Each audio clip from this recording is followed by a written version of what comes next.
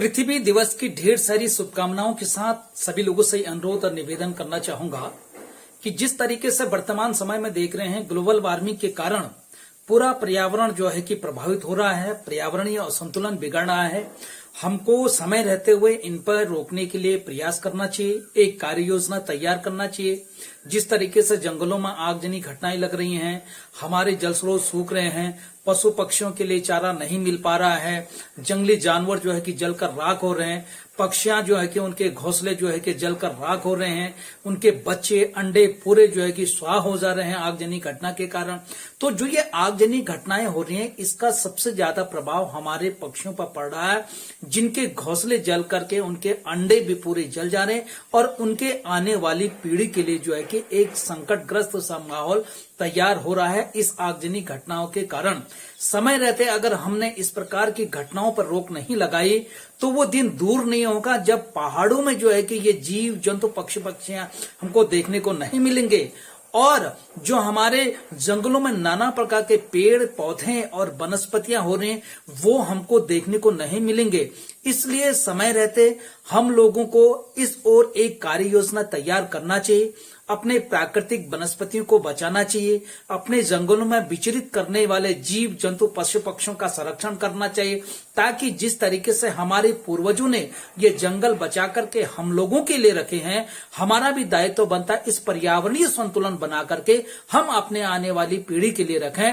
तभी जाकर हमारा इस धरती में आने का एक सच्चा जीवन सार्थक होगा। अन्यथा जिस प्रकार से पर्यावरणीय असंतुलन बिगड़ा है उससे सबसे ज्यादा प्रभावित हमारे आने वाली पीढ़ी होगी, जो अब इस दुनिया में आ रही है, अपना जीवन इस जीवन में प्रारंभ कर रही, शुरू कर रहे। इसलिए समय रहते हुए हमको इन पर्यावरणीय असंतुलन कारकों को रोकना पड़ेगा और पर्यावरण संतुलन बनाना पड़ेगा और पेड़ पौधों को अधिक से अधिक लगाएं, जीव जंतु का संरक्षण करें, वन्य जो जंगली जानवर हैं, साथ साथ जो है कि जंगल हैं, उन पर जो है कि फलदार पौधों का रोपण करें, ताकि हमारे पर्यावरणीय संतुलन बनने के साथ साथ जो जीव जंतु भोजन की तलाश में घरों की ओर आ जाते हैं उन पे प्रतिबंध लगाया जा सके और वो जंगलों में विचरित कर सके।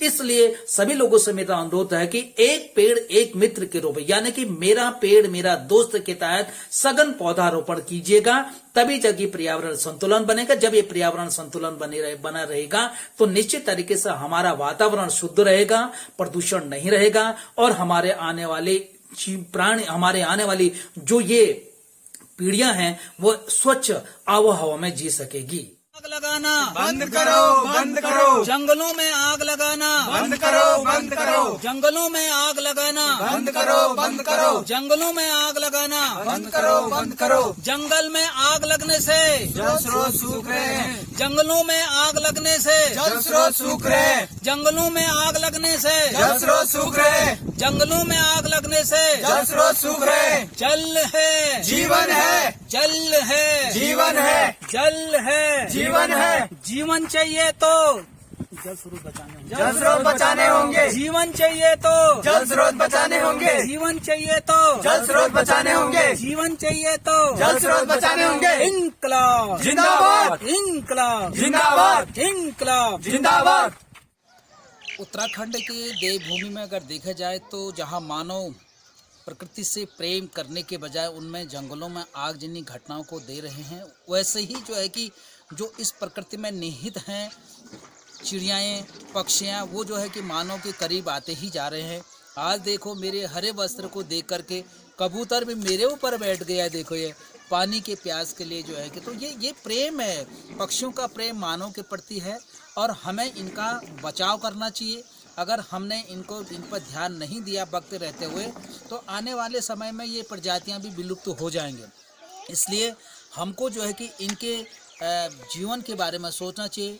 जंगल जिस तरीके से धधक रहे हैं उससे सबसे ज़्यादा प्रभाव मानव से अधिक ये जीव जंतु और पशु पक्षियाँ हो रहे हैं, जो जंगलों में वहाँ पर जो है कि अपने बच्चों को देते हैं, बच्चे बनाते हैं, अपने घोंसलों को बनाते हैं पेड़ों में और चट्टानों पर। आज आगजनी के कारण इनकी पीढ़ियाँ भी समाप्त हो रही हैं, चूँकि जिस तरीके से जंगल में आगजनी घटनाएं हो रही हैं उसका सीधा प्रभाव इनके परिवार पर पड़ रहा है, इनके आने वाले, इन पक्षियों के आने वाली पीढ़ियों पर पड़ रहा है। समय रहते हमको जो है कि इनको बचाना होगा, नहीं तो ये चीज़ें हमको खाली डायनासोर के जैसे कहानियाँ किताबों में पढ़ने के लिए मिलेंगे, इसलिए हमको इनको बचाना पड़ेगा। तो आज ये कबूतर मेरे पास आ गया है, मैंने इसको बहुत दिल से संवारा है और प्यार किया है, और अब मैं इसको जो है कि उड़ा रहा हूँ। ये अपने देश जाएगा, अपना शहर में जाएगा, अपना प्रदेश में जाएगा और अपने